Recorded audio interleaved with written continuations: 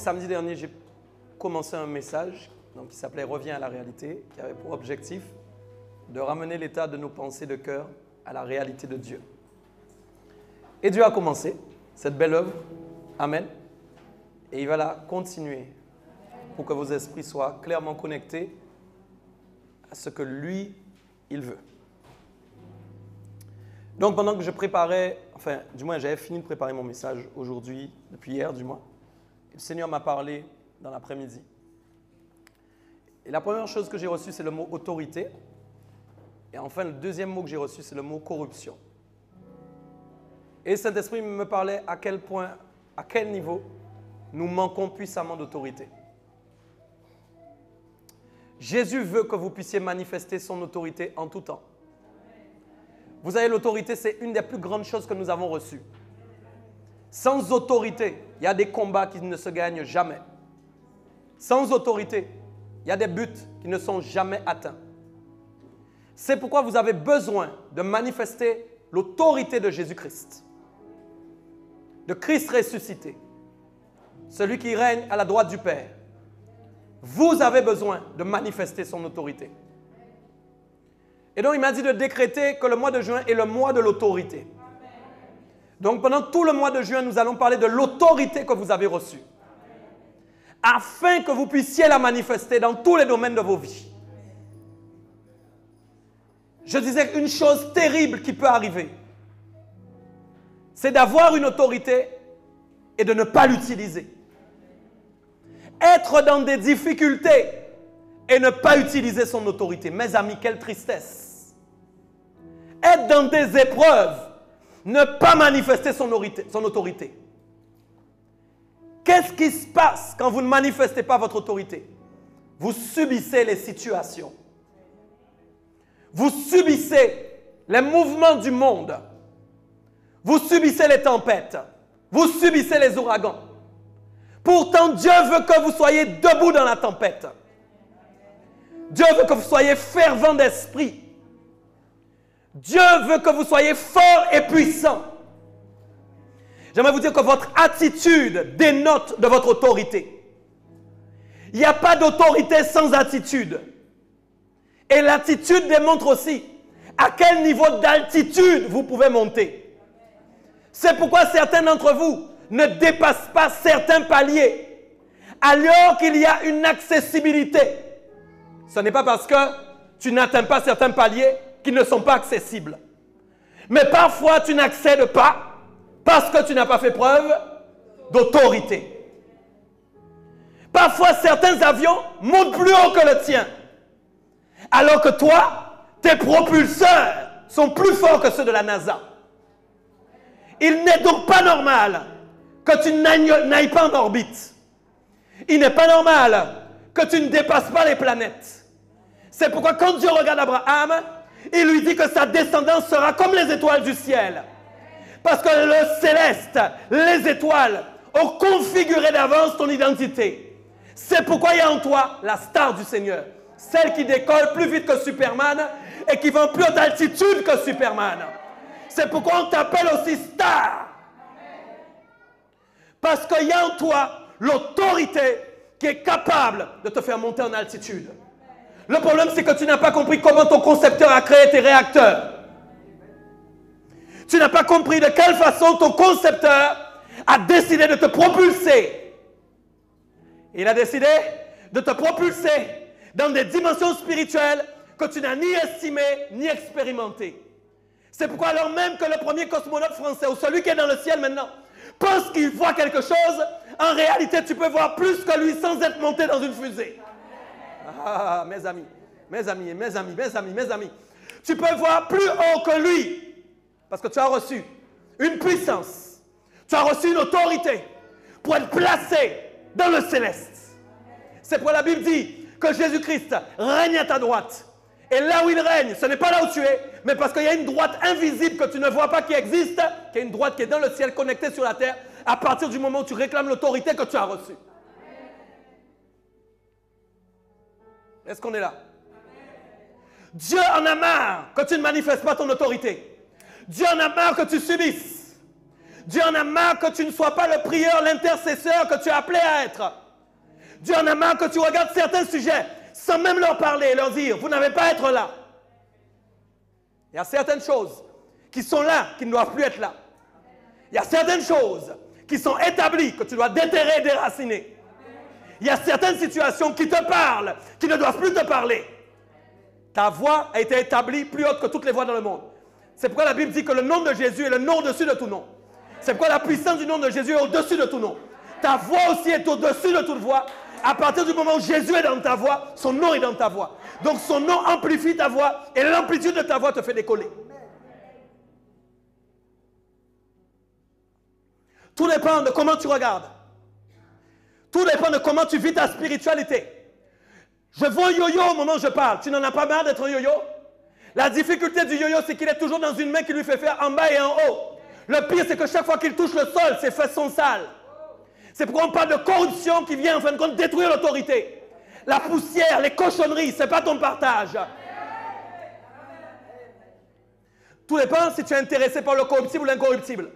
C'est pourquoi les choses du royaume des cieux sont incorruptibles. Mais tout dépend par quoi tu es intéressé. Si tu es intéressé par les choses incorruptibles, normalement, il doit manifester en toi la dimension de l'incorruptible. L'incorruptible se manifeste dans les pensées. L'incorruptible se manifeste dans l'intelligence. L'incorruptible se manifeste en fin de compte dans la conscience. Ce à quoi je crois, là où j'ai mis ma foi, là où j'ai installé ma conviction, ce en quoi je crois fermement. Vous savez, il y a différentes manières de croire aux choses. Il y a différents niveaux de croyance. Mais la foi ferme et inébranlable est un niveau qui te fait mettre ta croyance d'une manière spécifique dans les choses de Dieu. Eh oui. Ok, c'est pourquoi il est écrit donc, dans Acte 2, à partir du verset 22. C'est dit homme israélite. Tu peux dire homme du véritable, s'il te plaît? Dis avec moi femme du véritable, s'il te plaît? Ok, d'accord. Homme israélite, femme du véritable, homme du véritable. Écoutez ces paroles. Jésus de Nazareth, cet homme à qui Dieu a rendu témoignage. C'est écrit cet homme à qui Dieu a rendu témoignage. C'est pas écrit, en fin de compte, cette divinité. C'est pas écrit cette puissance. C'est pas écrit ce plus fort. C'est pas écrit le géant. C'est écrit cet homme. La Bible dit qu'Élie était un homme de même nature que vous. Pourtant, il a eu la capacité d'ouvrir et de fermer le ciel. Ça veut dire que n'importe qui dans cette salle peut ouvrir et fermer le ciel. La chose qu'il y a, est-ce que tu as l'attitude qu'avait Élie dans ta vie? C'est facile de dire oui. Mais est-ce que tu consultes toi-même ta vie comme un docteur de ta propre vie pour sortir l'ordonnance qui t'est destinée et savoir de quel médicament tu as besoin? Beaucoup d'entre vous ne savez pas quel médicament vous avez besoin parce que vous ne consultez pas l'ordonnance.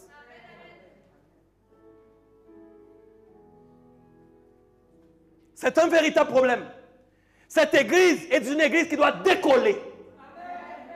L'altitude qui vous est réservée, vous ne l'avez même pas encore été, mes amis. Vous n'avez pas imaginé quel genre d'altitude vous avez reçu. Moi, je crois qu'avant que l'avion décolle, Dieu sait déjà par avance quel est l'aéroport. Le problème, c'est que l'aéroport n'est pas sur la terre. Mes amis, non. L'aéroport n'est pas là. Non, non, non. L'aéroport est quelque part dans un lieu qui est déterminé seulement par Dieu que tu n'as pas vu. Mais que tu verras si tu décides de faire la course et d'aller au bout de la course. Quelle est ta position? Quelle est ton attitude? Quelle est ton altitude? Quelle est ta position? Quelle est ton attitude? Quelle est ton altitude? Ta bouche caractérise ton altitude. Tes grimaces caractérisent ton altitude. Mes amis, ton attitude, oui. Mais... si tu es boudé tout le temps, ton altitude sera boudée. Écoute-moi, être boudé, c'est être bridé. Et les bridages sont faits pour être débridés. Mais si tu ne veux pas être débridé, alors cours toujours bridé. Tu n'iras nulle part.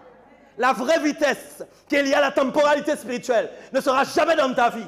C'est pourquoi il y a des saisons qui sont préinstallées par Dieu, dans lesquelles tu dois entrer avec une vitesse de croisière. La vitesse de croisière, c'est l'avion. Et quand il atteint une certaine altitude, il y a une vitesse de croisière qu'on prend parce qu'on est positionné, mes amis, dans la bonne altitude. Mais certains d'entre vous, vous ne montez pas dans l'altitude. Vous n'entrez jamais en vitesse de croisière. Parce que pour que la vitesse de croisière se mette en marche, il faut que l'altitude soit acquise. La vitesse de croisière, c'est la vitesse que Dieu a choisie pour toi pour aller vers la destination.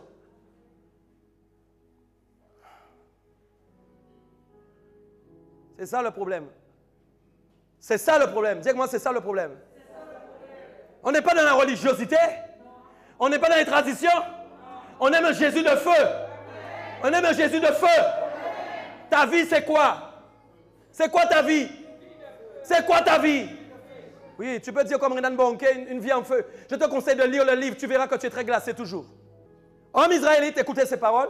Jésus de Nazareth, cet homme à qui Dieu a rendu témoignage devant vous par les miracles. Tu es là? Apparemment, c'est par un homme qu'on peut rendre des témoignages de miracles. Des hommes, des hommes, des hommes, des hommes, des hommes. Vous êtes quoi? Des fans? Des dauphins? Ah, peut-être des panthères? Ou pire, des lapins? Pour ne pas dire cochon. Le cochon va dans le bourbier. Il se salit. Il aime les saletés, les cochonneries. Lui, là, il ne décolle pas du tout. Mais au contraire, il se roule par terre. Il est fainéant. Enfin, peut-être pas, je ne sais pas, je ne connais pas assez bien les cochons.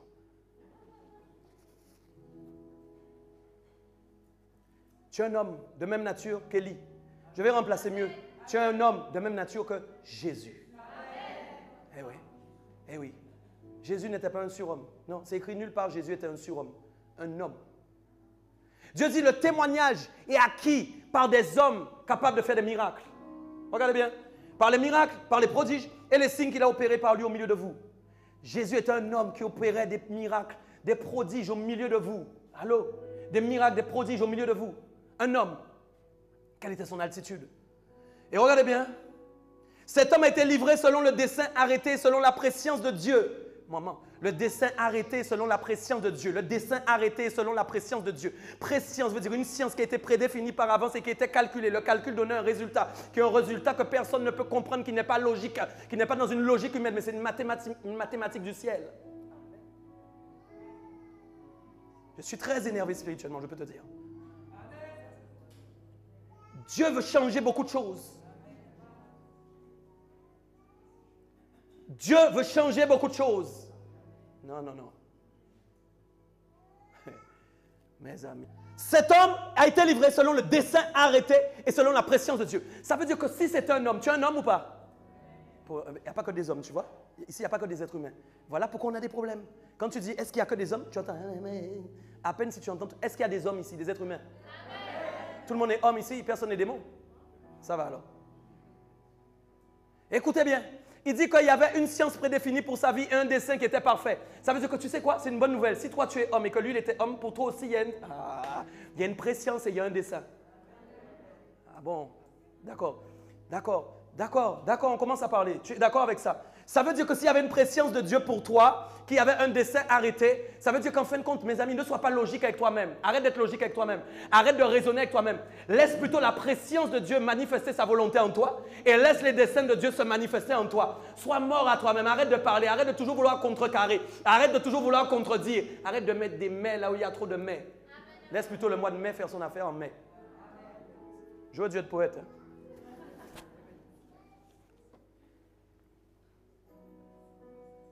Tu es dur, hein? Ah ouais. Tu es dur. Mais devant Dieu, tu es mou. Les gens te voient dur. Mais tu es mou. Ta dureté d'homme là ou de femme, c'est mou devant le royaume des cieux. Il n'y a aucune dureté. Laisse tomber ta dureté. Laisse tomber ta propre force.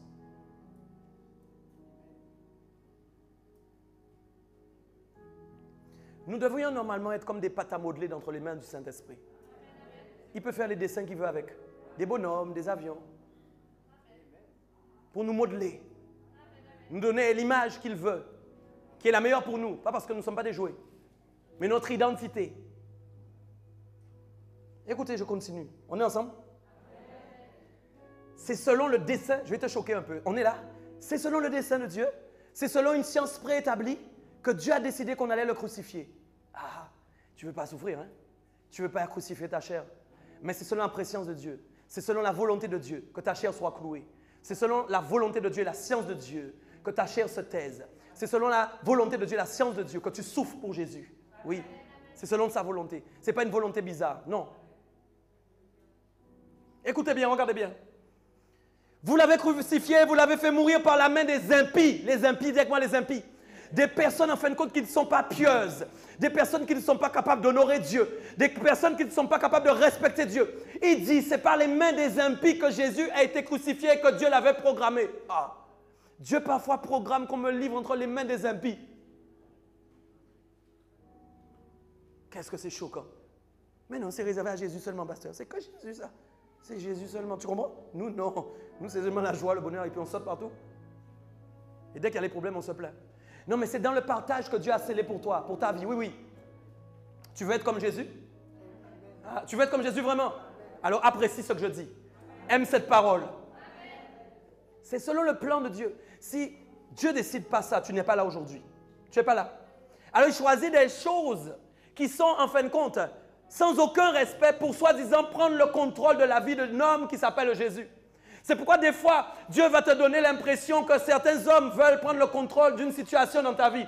Mais ils ne savent pas encore que selon ta position, ton altitude et ton attitude, il y a quelque chose qui va se passer. C'est pourquoi il y a certains présents qui sont déjà passés parce qu'en fait l'avenir est déjà scellé. Il faut me suivre. Certaines situations sont déjà passées sans que tu saches alors que tu es dans le présent. C'est pourquoi le temps de Dieu n'est pas ton temps. Tu n'as pas compris. Parce que dans le présent, il sait déjà ce qui va se passer. Comme tu as déjà gagné, c'est déjà passé. Donc c'est déjà, mes amis, une victoire qui est déjà passée. À cause de l'avenir.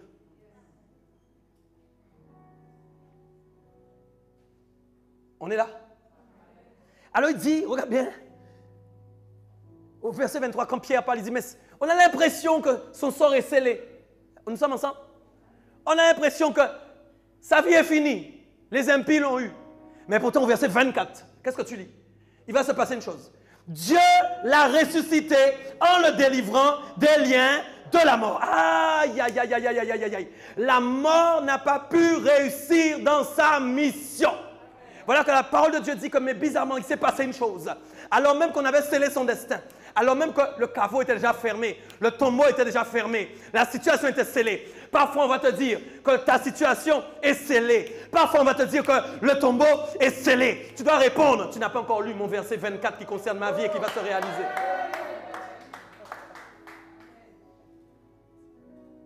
Je suis au 23, verset 23 toujours. Tu dois regarder ta situation et dire, nous sommes au verset 23 toujours. Mais maintenant, je passe au verset 24.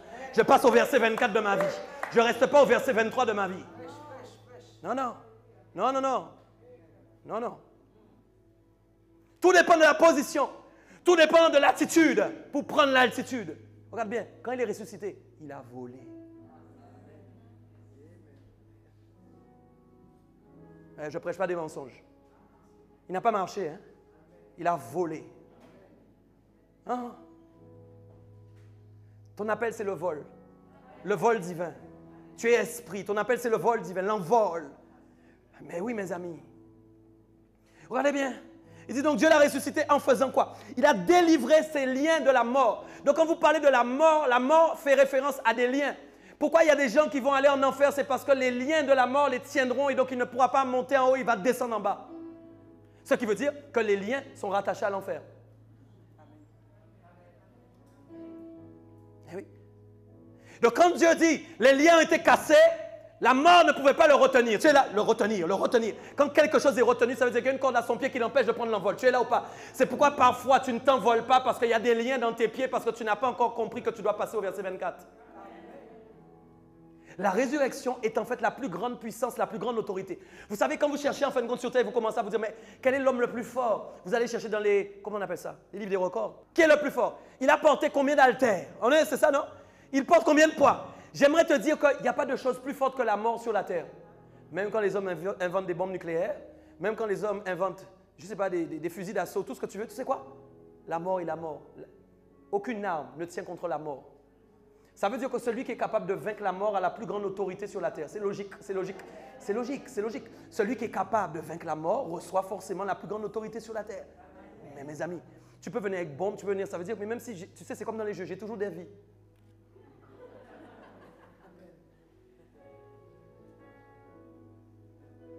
La chose, c'est que toi, tu es souvent game over parce que tu n'as plus de vie. Alors que normalement, les vies sont en stock, mais tu ne vas pas chercher dans le stock parce que tu n'as pas l'inspiration pour aller voir où est le stock. Eh oui, eh oui. Mais non, la vie n'est pas un jeu. La vie est une réalité. Revenons à la réalité spirituelle. Regardez bien, ce n'est pas fini. Hey, Dieu l'a ressuscité en le délivrant des liens de la mort parce qu'il n'était pas possible qu'il fût retenu par elle. Mais oui, tout le temps, hey, je sers le Dieu de l'impossible. Je sers le Dieu de l'impossible. Et quand on regarde ta vie, elle est impossible. Bon, mes amis, ne te fâche pas, hein. Il n'était pas possible que la mort retienne Jésus. C'est pourquoi il y a des situations, je vais te choquer. Il y a des situations, oh mes amis, Mada Santo. Il y a des situations où la situation vous regarde. Je vais te choquer un peu, je peux? La situation te connaît. On est là ou pas? Mais quand la situation te regarde, elle dit en fait, lui, normalement, je n'ai pas le droit de la retenir. Elle, pardon, je n'ai pas le droit de la retenir. Lui, je n'ai pas le droit de le retenir.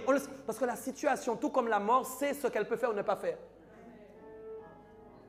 La chose qu'il y a, c'est que parfois la chose se fait quand même parce que nous ne manifestons pas l'autorité que nous avons reçue qui fait référence à la situation pour que la situation sache qu'elle ne peut pas agir. Tu n'as pas compris. La situation doit trouver l'autorité. Si la mort n'avait pas trouvé l'autorité de la résurrection, il n'y aurait pas eu de résurrection. Mais comme Christ a été au bout de sa mission, sois avec moi. Comme Christ a été au bout de sa mission, sois avec moi. Comme Christ a été au bout de sa mission, sois avec moi. Comme Christ a été au bout de sa mission. Christ a obéi jusqu'au bout, jusqu'à la mort. À cause de son obéissance, l'autorité suprême lui a été léguée. Et la situation la regardait en disant, c'est bien lui, nous ne pouvons rien faire, nous ne pouvons pas le retenir. Voilà ce qui vous arrive. Vous êtes face à des situations, mais vous ne comprenez pas qui vous êtes. Vous ne saisissez pas qui vous êtes. Vous ne comprenez pas comment vous devez parler à cette situation.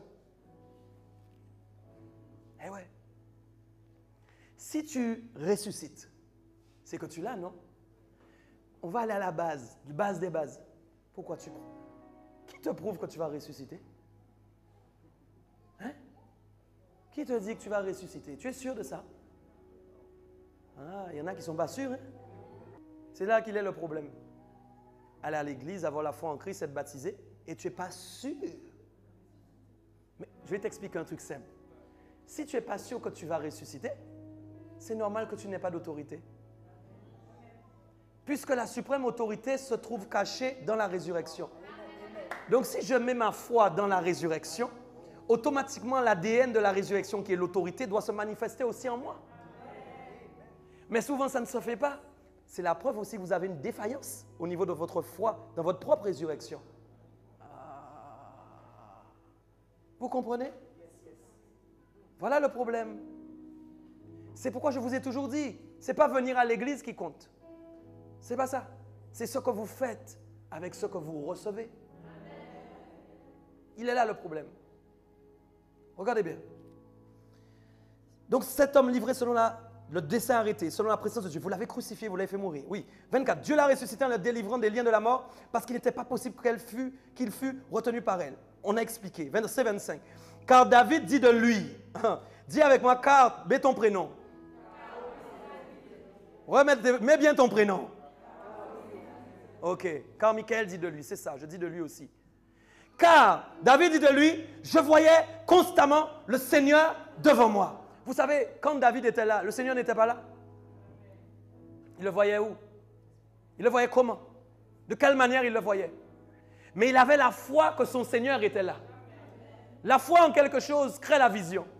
Quand je mets ma foi dans le Seigneur, je peux le voir constamment. Pourquoi? Parce que sa présence accompagne la vision de mon cœur. Sa présence accompagne la vision de mes pensées. David disait, je vois le Seigneur. Je continue. David dit de lui, je voyais constamment. Vous avez vu le mot constamment qui est mis? Ce n'est pas qu'il le voyait une fois. Ce n'est pas qu'il le voyait deux fois. Ce n'est pas qu'il le voyait de temps en temps. La constance est aussi quelque chose qui nous fait souvent défaut. Si vous ne voyez pas constamment le Seigneur, votre foi ne sera pas constante. Si vous ne voyez pas constamment le Seigneur, mes amis, votre sagesse ne sera pas toujours constante. Si vous ne voyez pas constamment le Seigneur, vous ne serez pas constamment debout. Mais écoutez, soyons ensemble. Le fait de voir quelque chose constamment, ça éveille en moi la foi. Si je vois Jésus tous les matins, tous les jours, à toutes les heures, à toutes les secondes, à toutes les minutes, normalement ma foi est constante tout le temps, à tout moment. Mais si je le vois une fois par jour ou une fois par mois, ma foi sera aussi constante une fois par mois. Comment le voir? C'est ça la question. Comment le voir? Ok. Oui, autorité. Pourquoi il le voit? On est ensemble. Vous savez, tout ce que vous croyez est essentiel. David croyait en quelque chose. Ce n'est pas que David le voyait comme je vois le pasteur. Mais non. Et pas essayer d'imaginer que ce soit vous allez prier, vous allez le voir comme vous voyez le pasteur. Mais c'est la foi qui décrit en lui une image qui n'est pas dans le monde réel, mais qui existe dans le monde invisible, mais qui se matérialise dans ses pensées.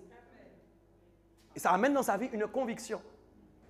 Donc, ce n'est pas parce qu'il le voit de ses yeux dans le monde naturel, mais c'est parce que dans son cœur, il a une conviction qu'il est là. C'est ça. Regardez bien la suite. Regardez bien. Mes amis, mes amis. Oui, oui, oui, il est fort. Parce qu'il est à ma droite afin que je ne sois point ébranlé. Voilà la chose. La chose, c'est la question de savoir où tu penses que le Seigneur est situé. David disait qu'il croyait que le Seigneur était à sa droite. Regardez, qu'est-ce que vous lisez? Je voyais constamment le Seigneur devant moi parce qu'il est à ma droite afin que je ne sois point ébranlé. Ça veut dire que Dieu veut que tu sois inébranlable. Dieu veut que tu ne tombes plus. Dieu veut que tes pensées restent debout. Dieu veut que tu arrêtes de te mettre en colère. Dieu veut que tu arrêtes d'être triste. Il ne veut pas que tu sois ébranlé. Vous savez que ce qui est ébranlé, c'est ce qui dégringole. Et c'est ce qu'on a dû prendre du temps à reconstruire. Quand vous êtes constamment en train de reconstruire, votre construction ne se finit jamais. Et les paliers qui étaient liés aux années que Dieu avait prévues pour vous ne sont jamais atteints. Résultat, quand vous allez mourir, vous aurez 10 ans de retard. Eh ouais. C'est problématique. Hein? On est ensemble ou pas? Je continue, regardez bien. Donc, parce qu'il est à ma droite, pour que je ne sois pas ébranlé. Ça, c'est fort. Jésus choisit une place qui est la droite, qui est en fin de compte la place offensive. La gauche est la défensive, la droite est l'offensive. Et il dit qu'il a constamment vu le Seigneur parce qu'il savait, vous savez, il ressentait, il était sûr. Il n'a pas besoin de voir quelqu'un à sa droite. Est-ce qu'on est ensemble? Mais il a la foi que le Seigneur est à sa droite. Est-ce que toi aussi, tu as la foi que le Seigneur est à ta droite? Comment tu peux oser faire des journées en pensant que le Seigneur n'est pas là? Seigneur, j'ai l'impression que tu n'es jamais là.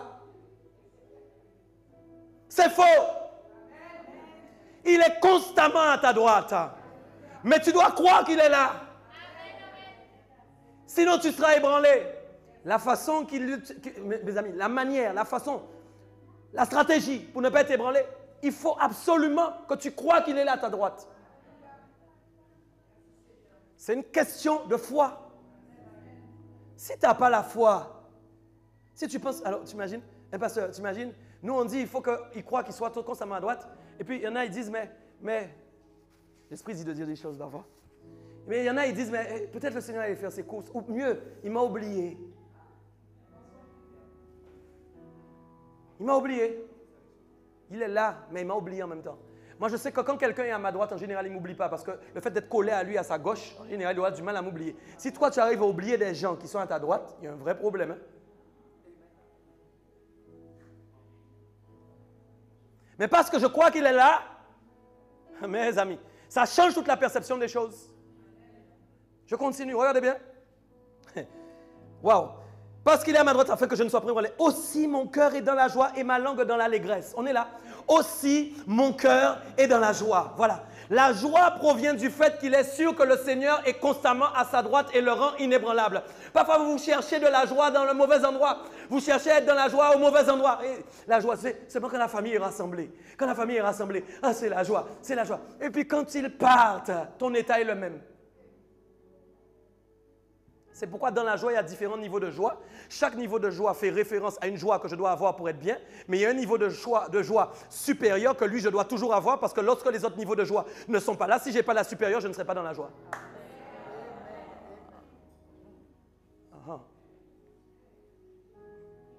Dis, je suis fâché. Dis, je suis fâché. Tu n'es pas fâché avec toi-même? Tu n'es pas fâché avec toi-même? Tu n'es pas fâché avec toi-même? La joie est dans son cœur parce qu'il sait que le Seigneur est constamment avec lui. Deuxième chose, ce n'est pas seulement sa joie. La Bible, David dit, sa langue est dans l'allégresse. Mes amis, essayez d'imaginer. On peut faire un dessin animé avec ça. Une langue dans l'allégresse, c'est de voir une langue bouger dans tous les sens. Une langue qui saute, une langue qui danse, une langue qui sursaute, une langue qui se roule par terre. Essayez d'imaginer le dessin animé. Tu es avec moi ou pas? Pourquoi? Parce que c'est une langue de feu comme le jour de la Pentecôte. Parce que le feu a brûlé cette langue et que cette langue entre dans une joie qui dépasse la joie elle-même, qui atteint un niveau d'allégresse. Mais non, mais au lieu de ça, c'est de l'allégresse dans les discussions inutiles qui n'édifient en rien, qui ne construisent rien.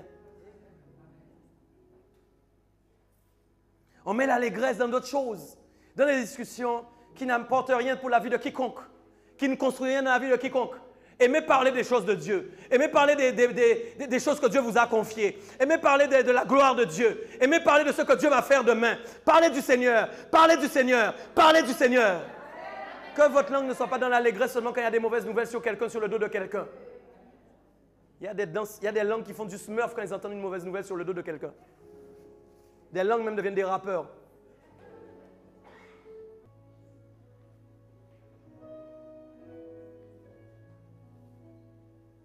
Eh oui, mes amis. Donc la joie de David transformait sa langue en allégresse. C'est pourquoi, en fin de compte, normalement, quand on est dans une église, on n'a pas le temps de dire chauffer. Tu dois louer, tu dois louer. Mon frère, tu dois louer. Mon frère, loue, je t'en prie. Si ta langue pouvait se transformer en allégresse, c'est grave. Tu n'as pas conscience de qui tu es et qui est avec toi. Quand tu as conscience, tu es dans l'allégresse. Je voyais le Seigneur constamment à ma droite. Mes amis, il me rend inébranlable. Il m'empêche de tomber. Comment ma langue peut rester fermée? Comment ma bouche peut rester fermée? Comment je peux être là comme un religieux, assis là, avec mon antiquité, mon passif? Oh, moi, tu sais, je viens de tel courant religieux. Oh, je viens de tel courant religieux. Jésus n'est pas dans les courants, il est dans les hauts vols, les altitudes. Mais Jésus n'est pas dans les courants. Le Saint-Esprit n'est pas un courant, ce n'est pas un courant d'air qui passe comme ça. Ce n'est pas un courant, non. C'est un mouvement. Ce n'est pas la même chose. Ne confondez pas courant et mouvement. C'est deux choses différentes. C'est pourquoi les gens qui sont dans les courants ne comprennent pas les mouvements. Voilà pourquoi beaucoup me combattent. Voilà pourquoi ils ne m'aiment pas. Parce que comme nous sommes ici dans un mouvement et qu'eux ils sont dans des courants, ils ne comprennent pas. Courant, ça ne va pas avec mouvement. Depuis la nuit des temps, le Saint-Esprit est dans un mouvement. La Bible dit qu'il se mouvait au-dessus des eaux. Il va dire qu'il était comme un courant d'eau. Non, non. Il se mouvait. Il bougeait. Il allait à droite, il allait à gauche. En fonction de ce qu'on voulait qu'il fasse, que son père voulait qu'il fasse. Et toi, tu es quel mouvement? Le mouvement des indépendantistes? Tu es quel mouvement? Contre l'esclavagisme? Tu es quel type de mouvement, toi? J'ai pas ma langue dans ma poche, hein, vous savez ça déjà. Le mouvement du Seigneur, amen. Le mouvement du Saint-Esprit.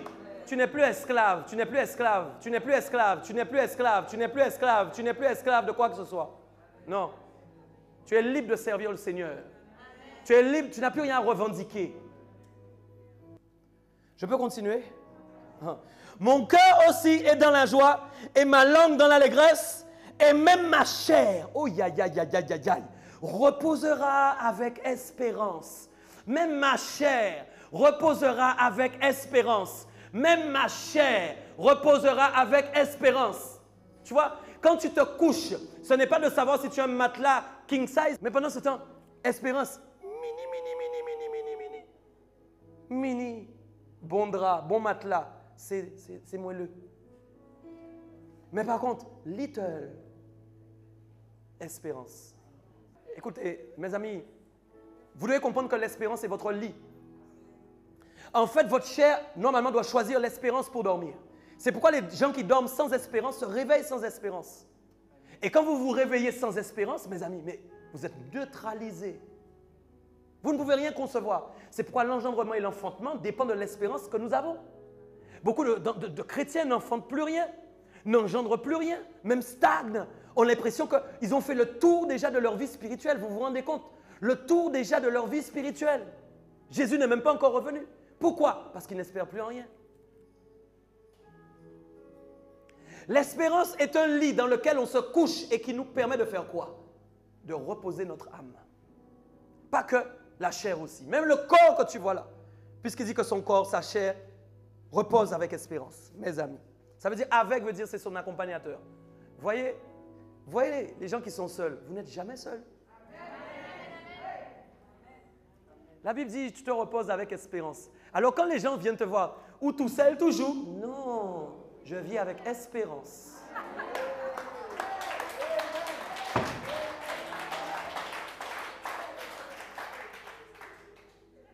Alors celui ou celle qui vient te faire la cour, vérifie si elle est au degré d'espérance déjà. Si pas au degré d'espérance, pas prendre.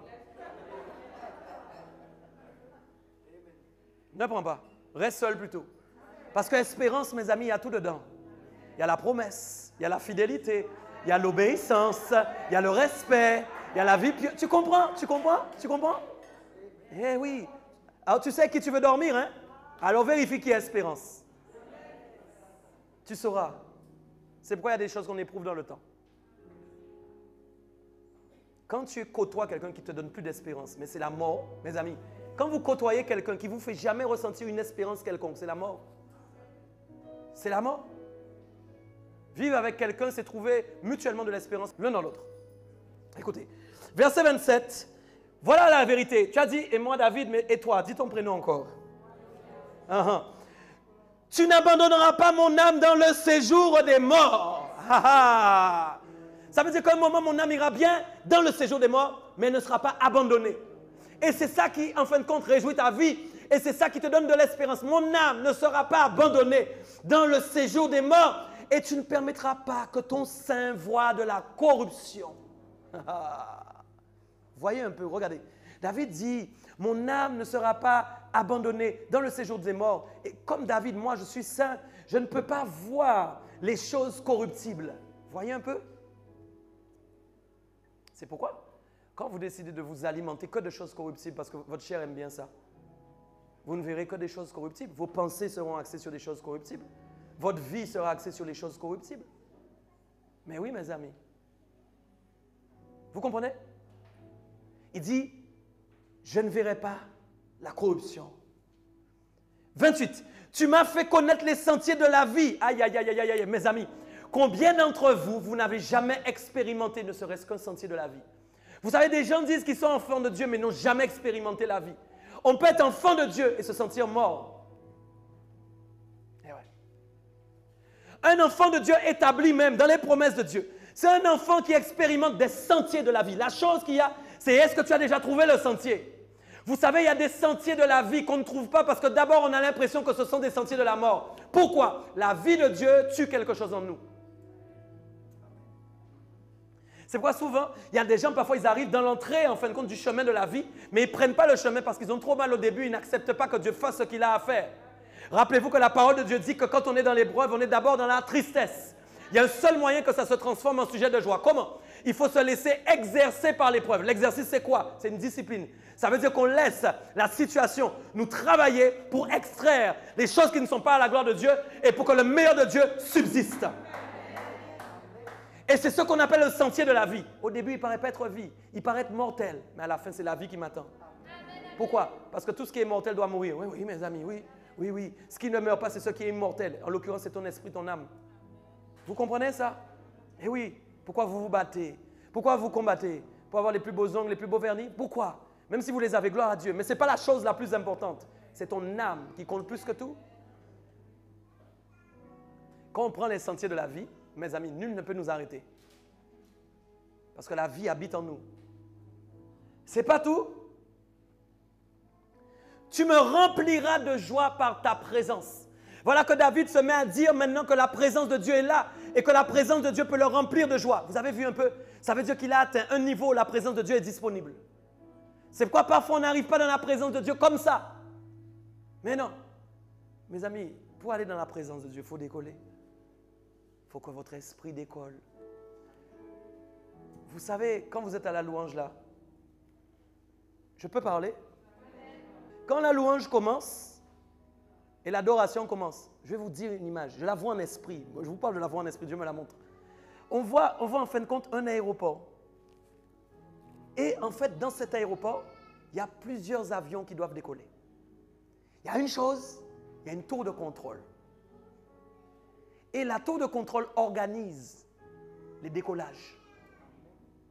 Elle donne le droit de décoller ou pas. Et vous savez, il y a une chose qu'il y a, c'est qu'avant tout décollage, le pilote fait des réglages. Il vérifie que tout va bien. Allô? Il se prépare.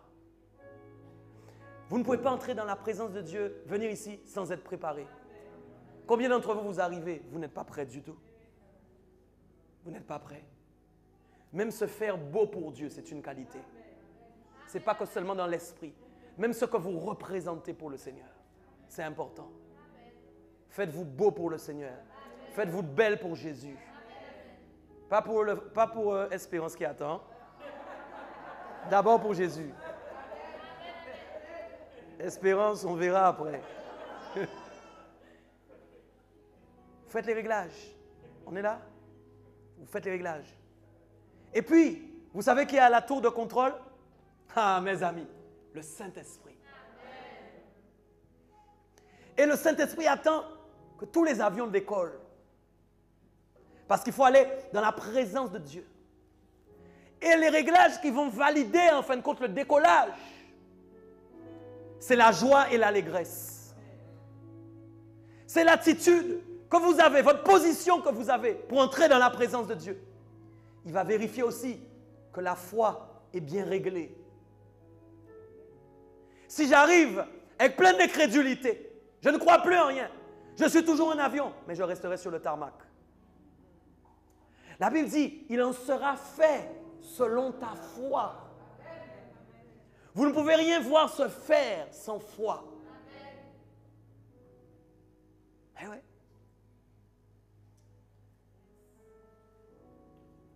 Alors il regarde, il voit tous les avions. Alléluia. Et puis bizarrement, il y en a à qui on donne l'autorisation de décoller tout de suite. Il monte parce que Dieu voit la joie. Le Saint-Esprit voit l'allégresse. Il voit la foi que vous avez. Est-ce qu'on est là ensemble? Il voit l'état de vos pensées.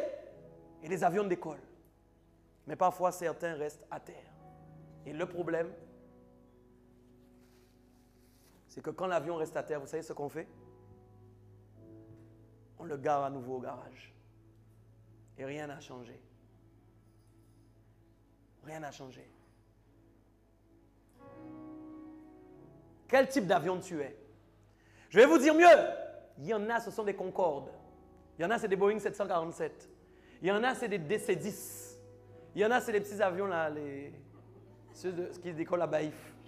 Quel est ton avion? Moi, j'aime quand ça va vite.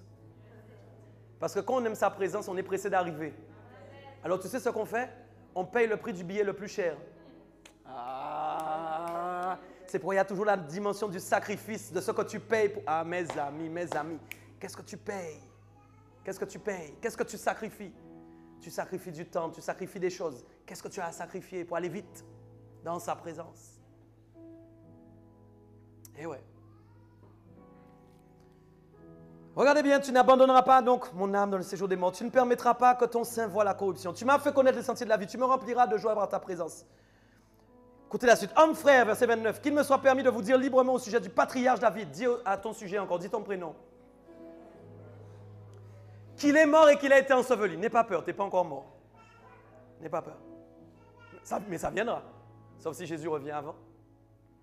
Mais il dit David, homme, est mort enseveli et que son sépulcre existe encore aujourd'hui parmi nous. Est-ce qu'on est ensemble?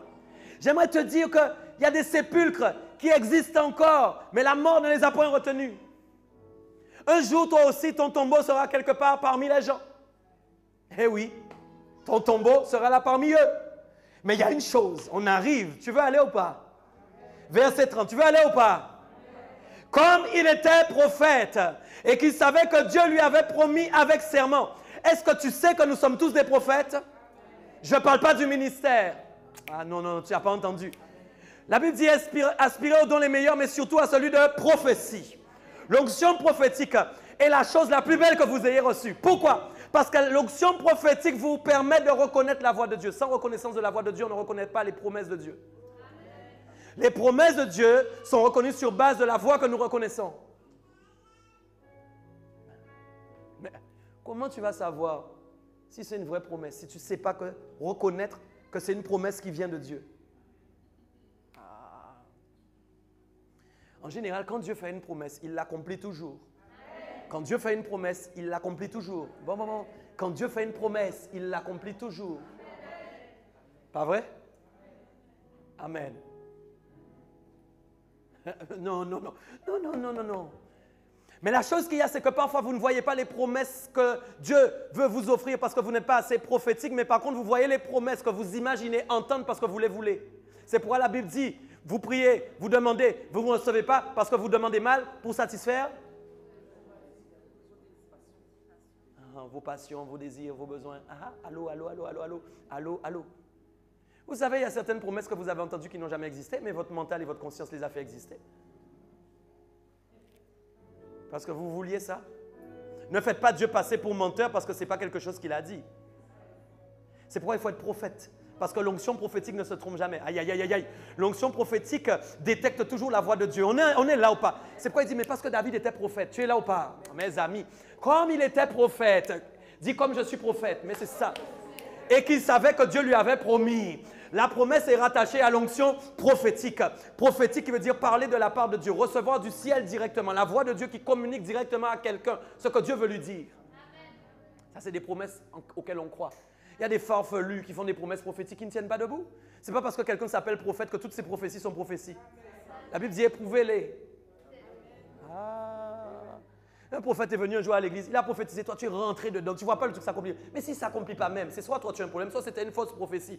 Arrête de t'attacher à une fausse prophétie qui n'est pas liée à ta vie et va chercher la vraie prophétie que Dieu peut te donner à toi en direct.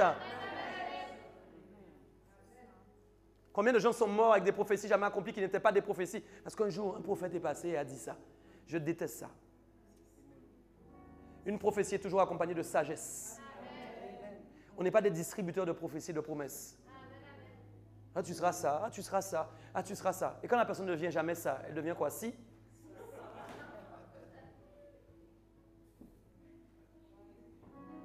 Mais si tu dois être ça et que tu deviens si, ta vie a échoué. Écoutez, on est là ou pas? Moi, c'est pourquoi je ne prophétise pas beaucoup sur les gens. Vous n'avez jamais remarqué ça? Tu seras si. Non, moi? Non. Moi, tu sais quoi? Je prophétise les desseins parfaits de Dieu dans ta vie. Ça, c'est ça qui m'intéresse. Que les desseins parfaits de Dieu s'accomplissent dans ta vie. Je préfère prophétiser ça. Parce que là, au moins, je sais que je ne me trompe pas.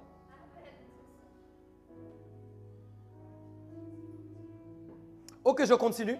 Regardez bien. Donc, homme frère, qu'il me soit permis de vous dire librement au sujet de vous, qu'il est mort, vous n'êtes pas encore mort, qu'il est enseveli, ce n'est pas encore le temps, et que votre sépulcre existera, oui, un jour. Comme il était prophète, vous l'êtes, et qu'il savait que Dieu lui avait promis. Vous savez que Dieu vous a promis, c'est vrai, non? Comment? Avec serment de faire asseoir un de ses descendants sur son trône. Aïe, aïe, aïe, aïe, aïe, aïe. Mes amis, avant même que David sache que Jésus venait, il n'a pas vu Jésus, mais pourtant on avait prophétisé sur sa vie quoi? Que sa descendance, il y aurait quelqu'un qui s'assoirait sur son trône. Je vous explique. C'est pourquoi dans votre descendance, il y a des choses que vous ne connaissez pas encore qui sont liées à des trônes. Bon. Oui, oui. Eh oui, eh oui, eh oui, eh oui. Vous avez en vous des choses que vous ne connaissez pas encore. C'est pourquoi on veut vous arrêter, c'est pourquoi on veut vous stopper. Mais regardez bien, Dieu avait fait la promesse comment? Tu peux me dire? Il l'avait fait avec serment. Et ça change tout. La parole de Dieu est assermentée. Ça veut dire que Dieu lui-même ne peut pas revenir sur ses promesses. Un serment, c'est un serment. Un serment, c'est quelque chose qui est dirigé par quelque chose de légal. Eh oui. Je finis. Et donc, comme il était prophète et qu'il savait que Dieu lui avait promis avec serment de faire asseoir un de ses descendants sur son trône, c'est la résurrection du Christ qu'il a prévue et annoncée. Vous êtes là? En disant qu'il ne serait pas abandonné dans le séjour des morts et que sa chair ne verrait pas. Je vais vous dire ça autrement. On est ensemble? Dis avec moi David. Dis-moi avec moi Jésus. David parle. Jésus n'est pas là. Mais David dit, écoute ça, j'ai la conviction que mon âme ne restera pas dans le séjour des morts. Mais la Bible dit, il ne savait pas qu'il était en train de dire. C'est pourquoi chaque phrase a une autre définition que vous ne comprenez pas tout de suite toujours parce qu'elle n'est pas encore révélée. La révélation est la traduction des phrases cachées qui doivent se manifester dans le futur. Pourquoi il dit, il ne savait pas, il ne savait pas, tu es là ou pas? Où est-ce qu'il est? Où est-ce qu'il est? On l'a lu. Attends. C'est la résurrection du Christ qu'il a prévu à annoncer en disant, attends, où est-ce que j'ai vu?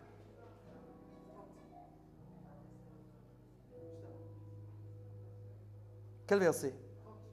Comme il était prophète et qu'il savait que Dieu lui avait promis extrêmement de faire asseoir de ses descendants sur son trône, voilà, c'est la résurrection du Christ qu'il a prévu annoncer en disant qu'il ne serait pas abandonné, en disant, voilà, en disant, vous avez lu, qu'il ne serait pas abandonné dans le séjour des morts et que sa chair ne verrait pas la corruption.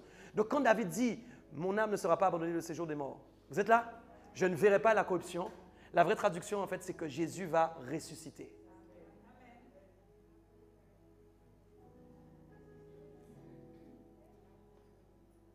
Vous comprenez ou pas?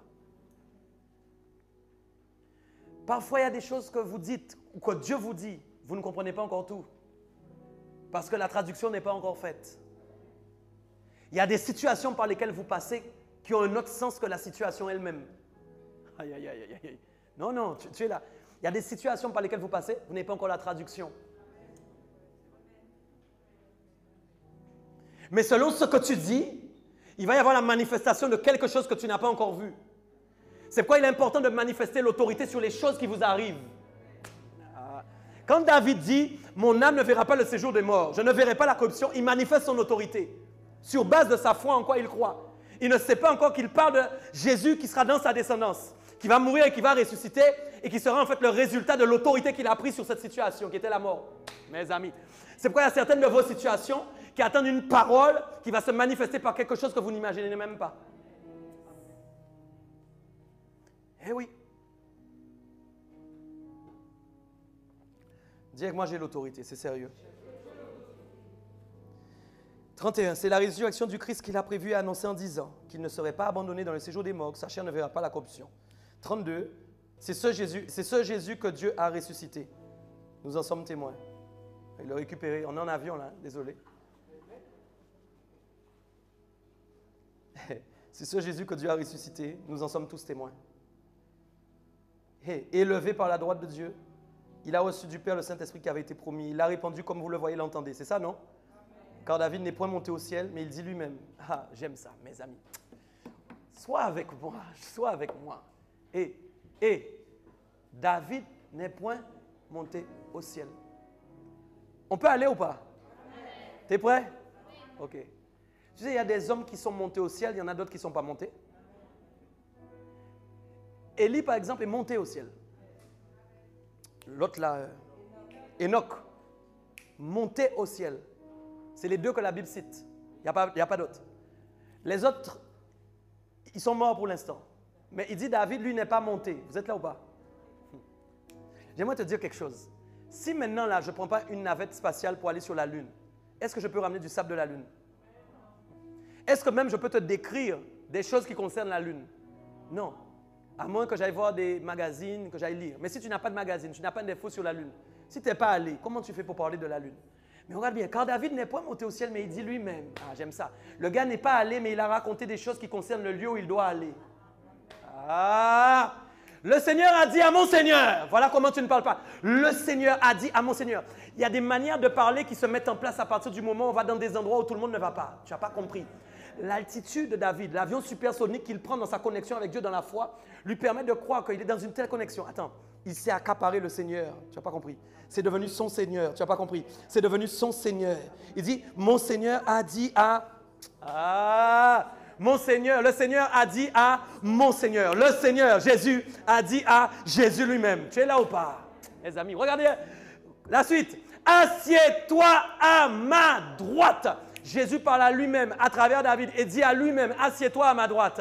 Tu ne peux pas dire à Jésus de s'asseoir à ta droite si tu n'es pas en train de parler avec lui. Il est où? David n'est pas monté au ciel, mais il a une connexion avec le ciel. Son Seigneur parle au Seigneur. Tu es là ou pas? Et il dit maintenant, viens à ma droite. Je vais vous choquer encore un peu plus. Vous êtes là? Vous savez quelque chose? Jésus vient. Il vient qu'on lui dit, assieds-toi à ma droite. Tu sais pourquoi? Parce que c'est sa place. Dis-lui, viens à ma droite. Dis-lui, assieds-toi à ma droite. Il y a des choses que vous devez dire. Il y a des choses que vous devez comprendre. Si ta chaise est sale, peut-être il ne s'assoira pas. Si tu es désobéissant, peut-être il ne s'assoira pas. Car il reconnaît la voix qui est liée à lui-même. Mon Seigneur. Le Seigneur a dit à mon Seigneur. Jésus parle à Jésus lui-même. Donc pour que Jésus parle à Jésus lui-même, ça veut dire qu'il ne trouve que Jésus en lui-même. Alors, il y a une prise de parole qui est différente parce qu'il trouve que Jésus. Tu es là, Jésus parle à lui-même. Il peut venir, mais s'il dit ça, mais qu'en fait Jésus ne parle pas à Jésus, mais qu'il parle à des démons, qu'il parle de la désobéissance, de la rébellion, de l'insoumission, des gens qui ne veulent pas faire la volonté de Dieu, il ne viendra pas. Mais quand maintenant il se retrouve en toi, oh là, quand maintenant il se retrouve en toi, c'est-à-dire le Seigneur a dit à mon Seigneur, assieds-toi à ma droite. Il sait que c'est sa place, il peut venir, il va venir. Regardez la suite, mets la suite. Jusqu'à ce que, aïe aïe aïe, mes amis, c'est là que je vais vous choquer. Jusqu'à ce que je fasse de tes ennemis ton marchepied. Vous voulez savoir quelque chose? Jésus ne peut pas se lever du siège tant que tous tes ennemis ne sont pas devenus ton marchepied. Vous n'avez pas compris, vous n'avez pas compris. Votre amen, vous n'avez pas compris. Vous n'avez pas compris. Vous n'avez pas compris. Vous n'avez pas compris. Ouais. Je vais t'expliquer maintenant. On peut aller? Regardez bien. Quand Jésus s'assoit là, ça veut dire que déjà, il peut s'asseoir parce qu'il a vu qu'il était lui-même en toi. Ça, c'est la première phase. Deuxième phase maintenant, quand il est assis là, tant que le Seigneur a dit à mon Seigneur qu'il se trouve là, il ne peut pas se lever tant que tes ennemis ne sont pas devenus un escabeau. La chose qu'il y a, c'est que vous devez comprendre à quoi sert le marchepied. Le marchepied est en fait un escabeau. Pourquoi? Pour monter. Chaque palier de l'escabeau te rapproche de Dieu. Et c'est pour ça que ça concerne les ennemis. Pourquoi? C'est ce que vous avez du mal à combattre. C'est ce que vous avez du mal à saisir. Mais il faut comprendre comment on combat ces ennemis. En priant pour eux et en les bénissant. Écoutez bien la clé. Si vous commencez à détruire vos ennemis, à attendre leur mort, à attendre qu'ils échouent, les paliers de votre escabeau seront cassés. Vous aurez un escabeau sans escalier. Vous ne monterez nulle part. Vous resterez en bas. Et si vous aviez monté 2 marches, vous resterez à la 2e marche. Tant que vous n'aurez pas consolidé la 3e marche. C'est pourquoi l'élévation concerne les gens qui s'humilient et qui prient pour les ennemis, qui bénissent leurs ennemis, qui intercèdent pour leurs ennemis. Eh ouais. Voilà. Voilà. Je resterai à ta droite tant que tu n'auras pas, tant que tu prieras pour eux. Je resterai là tant que tu les aimeras. Vous voyez? C'est ça l'autorité. Les gens, oui. Et il n'y a rien qui se fait. L'autorité n'est pas là. L'autorité, vous savez où elle est? Elle est là. C'est pourquoi, ce n'est pas parce qu'on crie plus fort qu'on chasse forcément des démons. L'autorité, c'est qui tu es devant un démon. C'est ça l'autorité. Ta position. Eh ouais, il faut que je donne cette parole-là.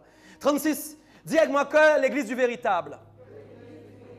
Sache donc avec certitude que Dieu a fait Seigneur et Christ ce Jésus que vous avez crucifié. On les choque un peu encore, pasteur. Je vais vous raconter une histoire. Tu peux me donner ton prénom, ma soeur, s'il te plaît?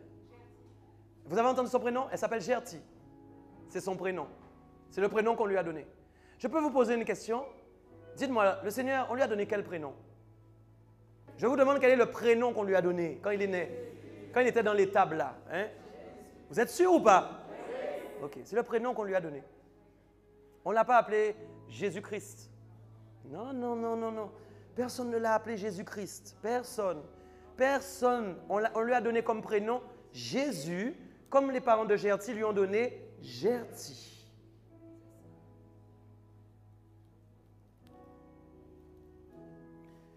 Donc, ce qui m'intéresse maintenant, c'est la maison du véritable. Elle doit savoir avec certitude. Vous savez que le contraire de la certitude, vous savez c'est quoi?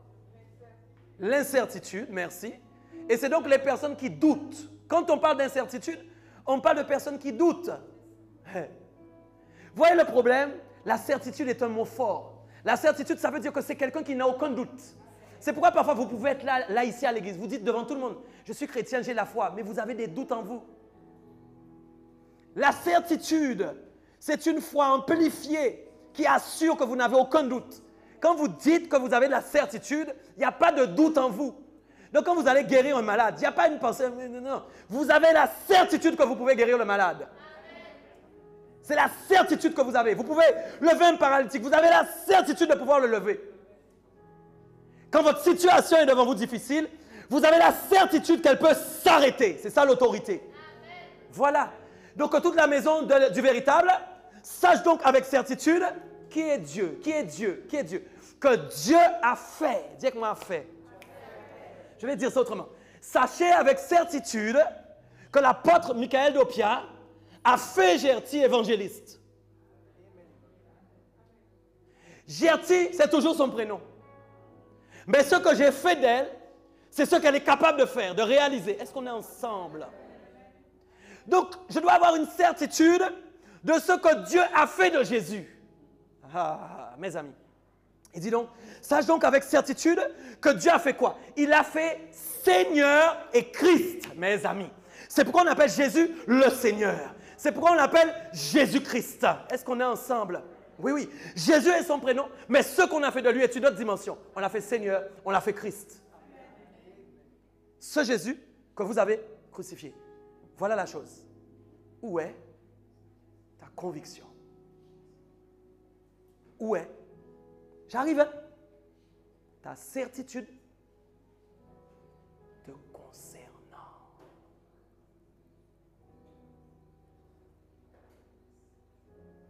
Vous concernant. T'inquiète pas, s'il y a des pylônes de ta fondation qui tremblent, c'est normal. Hein? C'est normal. Le bâtiment a été secoué. Mais c'est pour son bien.